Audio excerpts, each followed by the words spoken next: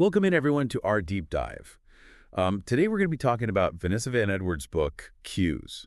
It's really a fascinating look at all these nonverbal and verbal cues that we're sending to each other all the time. And we thought it would be really interesting to look at this book through the lens of school leadership. Yeah, I think that's such a great idea. Because I think as school leaders, we're always sending cues whether we realize it or not. Right? Like when you think about it, we're constantly communicating, whether it's to our staff, our students' parents. It's like this constant flow of information. And a lot of it is nonverbal. It is. And so I think being more aware of those cues and how they're impacting our interactions can really help us to be more effective leaders. I agree. And I think CUES gives us some really practical tools for doing that. Absolutely. One of the things that really stood out to me in the book was the concept of the charisma zone. Right, that sweet spot where warmth and competence intersect. Exactly. And I think that's so crucial for school leaders because we need to be both approachable and knowledgeable. We need to be able to connect with people on a personal level, but also be seen as competent and capable. Yeah, it's like that balance between being someone people feel comfortable with, Yeah, but also someone who they respect and trust to lead. exactly. And the book uses some great examples of leaders who embody this balance, like Oprah Winfrey and even Margaret Thatcher. It's interesting because they're both very different leaders, Hmm. but they both have that charisma that draws people in. They do. And I think it highlights that there's no one-size-fits-all approach to charisma. Some leaders might naturally lean more towards warmth, while others might be more competence-focused. And I think that's okay. The key is being aware of your own natural tendencies and then being able to flex your style depending on the situation. Absolutely. As a principal, you might lean into warmth when you're interacting with students, but then you might need to dial up the competence when you're presenting to the school board. It's all about being adaptable and reading the room. Exactly. And it's not about being fake. It's about being intentional with your communication. Right. It's about understanding the impact you're having on others and then making sure your cues are aligned with the message you're trying to convey. Now, beyond that general kind of charisma, I thought it was really fascinating how the book then went into these specific nonverbal cues that can make a difference, like powerful posture. Oh, yeah. Standing tall, shoulders, back, feet planted. It sounds so simple, but I think we all know how much of a difference it can make in how we feel and how we're perceived. And the book even talks about how it can affect our hormones, Yeah. boosting testosterone and lowering cortisol. So it's not just about looking confident, it's about actually feeling more confident. Right. Like it's almost like a mind-body connection. And I think that's so important for school leaders. We're always on stage in a way. And so being mindful of our posture, especially during those high stakes moments, can really make a difference. Right. Like when you're addressing a school assembly or leading a faculty meeting, you want to project that sense of calm and control. Right, Yeah. exactly. And then another cue that I thought was really interesting was steepling. Steepling. That's where you bring your fingertips together, almost Yeah. like a church steeple, right? Yes. And the book says that this can convey thoughtfulness and authority. Now, you wouldn't want to do it all the time, but in certain situations, like when you're presenting a new initiative to your staff, it can be really effective. Yeah. It's almost like a nonverbal way of saying, I've put a lot of thought into this and I believe in what I'm saying. Exactly. Yeah. Right. It's a subtle way of reinforcing your message. And then there's palm power. I always find that one so interesting. The idea that open palms can convey honesty and trustworthiness. And I think that's especially important for school leaders because we're often dealing with people who are feeling stressed or anxious, parents who are concerned about their child's progress, teachers who are feeling overwhelmed. Yeah. In those situations, showing your palms can really help to disarm the situation and create a sense of trust. Exactly. It's a small gesture, Mm. but it can make a big difference. It's like those little things that we might not even be conscious of, but they can really have an impact on how people perceive us. Right. And I think the more we can be aware of these cues, the more effective we can be as communicators and as leaders. I agree. And speaking of communication, let's talk about eye contact. Eye contact. Yeah, that's a big one. And the book goes beyond just making eye contact and talks about something called gaze with intent. Right. It's not just about looking at someone. It's about really connecting with them, using your gaze to show that you're listening and that you care. Exactly. And the book even talks about this thing called the lower lid flex, which is a subtle tightening of your lower eyelid that can signal scrutiny or deep thought. Interesting. So, like, if you're observing a classroom, you could use the lower lid flex to kind of scan the room and assess the dynamics without saying a word. Right. It's like you're reading the room with your eyes. And speaking of reading the room, let's talk about vocal cues. Yeah. because our voice tone and delivery can have a huge impact on how we're perceived. Oh, absolutely. The book has a whole section on vocal charisma, and it's fascinating. Yeah, like the way we use our voice can convey confidence or uncertainty, enthusiasm, or boredom. Exactly. And it can even make us sound more or less competent. There's a lot to unpack there, and I'm excited to dig into some of these vocal cues. Yeah, me too. Let's Yeah. dive in. Okay, so one of the things I found really interesting was how Van Edwards talks about the impact of our voice tone and delivery. Like, are we ending our statements with an upward inflection? Like, are we making it sound like a question even when it's not? Yeah. The question inflection, it's Yeah. so common, Yeah, but it can really undermine your authority. exactly, because it makes you sound unsure of yourself. Yeah, And then there's vocal fry, that creaky sound that can sometimes creep into our voices. I know what you mean. Yeah.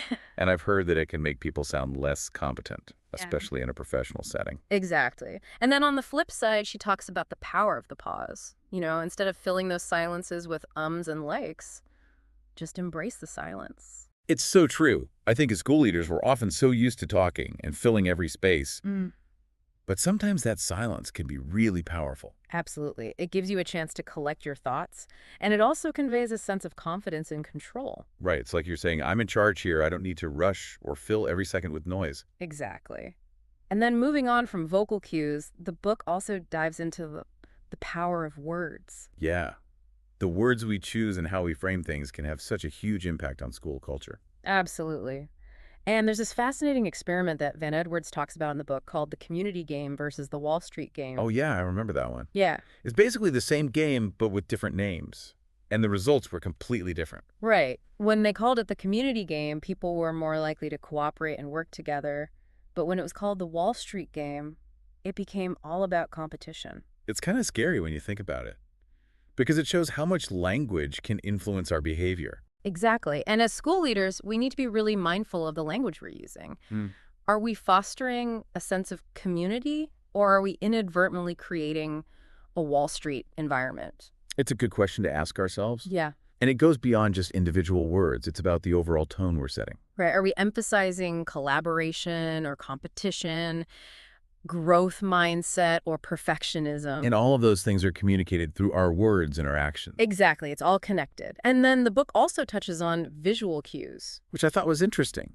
Because it's not just about what we say or how we say it, it's also about the environment we're creating. Absolutely. And Van Edwards talks about how even subtle things like texture can have an impact. Like how rough textures can make people perceive interactions as more difficult. Right. And so if you're thinking about your office decor, for example, maybe you want to choose furniture that has a softer texture. It can help to create a more relaxed and welcoming atmosphere. I never thought about it that way. But it makes sense. And then there's color psychology. The idea that certain colors can evoke certain emotions. Like how blue is often associated with trust and competence. Right. So if you're a school leader and you want to project an image of authority and stability, you might want to incorporate some blue into your office decor. Or green for growth and well-being in the classrooms. Exactly. It's all about creating an environment that supports your school's values and goals. Right. It's like we're sending cues even when we're not saying a word. Our posture, our tone of voice, the colors and textures around us, it all communicates something. It's amazing when you think about it. It's like this whole other layer of communication that's happening all the time. It is. And I think the more we can understand and leverage these cues, the more effective we can be as leaders. It really makes you realize how much is going on beneath the surface, Yeah. beyond just the words we're saying. Yeah. It's like this whole other language that we're all speaking. And I think for school leaders, it's so important to be able to decode those cues, to be able to read between the lines and understand what people are really feeling. Absolutely. Because it can give you so much insight into how to best support your staff and your students. Like I'm thinking about that section in the book on mirroring. You know how when we feel comfortable for someone, we tend to subtly mimic their body language. Oh, yeah. It's like an unconscious way of building rapport. Right. And as educators, I think we can actually use that to our advantage. Absolutely. Like if you're talking to a parent who's upset about something, you can try to subtly mirror their body language. It can help them to feel heard and understood. It's like you're saying, I'm with you. I get where you're coming from. Exactly. And then there are micro expressions, those fleeting facial expressions that can reveal someone's true emotions. Those are fascinating. Oh, It's like our face betrays us even when we're trying to keep our emotions in check. Right. And it can be really helpful for school leaders to be able to read those micro expressions because it can give you a clue as to what's really going on with someone, even if they're not saying it out loud. Yeah, like if you see a student who's furrowing their brow or tightening their lips, might be a sign that they're confused or frustrated. Exactly. And that's your cue to maybe check in with them and see if they need some extra help. It's about being proactive and really paying attention to the nonverbal cues that people are sending. And all of this really highlights the importance of active listening. It's not just about hearing the words that someone is saying, it's about paying attention to their body language, their tone of voice, their facial expressions. It's about really being present in the moment and trying to understand the message that someone is communicating on all levels. Right. And I think that's a skill that's so crucial for any leader, but especially for school leaders. Because we're dealing with so many different people every day. Hmm. And we need to be able to connect with them on a deep level if we want to be truly effective. Absolutely. Yeah. And CUES has really given me a new appreciation for the power of nonverbal communication. Me too. I think it's a book that every school leader should read. I agree. It's packed with practical tips and insights that can really make a difference in how we lead and how we interact with others. And ultimately, it's all about creating a more positive and productive learning environment for everyone. That's the goal, right? To build a school where everyone feels seen, heard, and valued. That's right. Yeah. And I think by becoming more aware of the cues that we're sending and receiving, we can start to make that vision a reality. Absolutely. It's a journey, Mm. but it's a journey worth taking. Well said. And we hope you've enjoyed this deep dive into cues. We encourage you to check out the book for yourself and start putting these principles into practice in your own school. Yeah. And let us know what you think. We'd love to hear your insights. Thanks for joining us, and we'll see you next time for another deep dive.